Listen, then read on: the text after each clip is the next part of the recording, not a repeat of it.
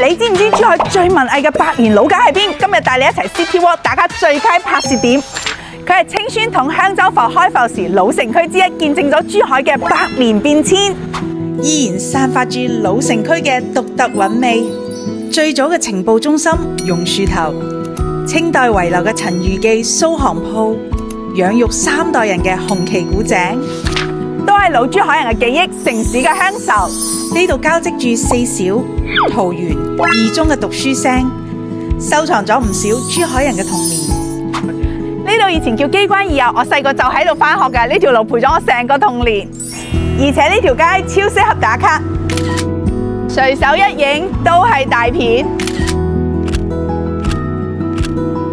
連星爺嘅少林足球都喺度取景㗎，係咪好經典呢？你仲有冇印象啊？做咩喺度跳舞啊？獅山路今年迎來新面貌，保留舊時元素之餘，仲多咗好多新嘅特色小店，譬如粵式文化主題民宿大千客。想學地道粵語，不妨嚟呢度體驗一下。嚟廣東為咩啊？就為咗人哋嗌我一聲靚女。綠植圍繞嘅咖啡店木植裏，文創、咖啡、手作集合一體。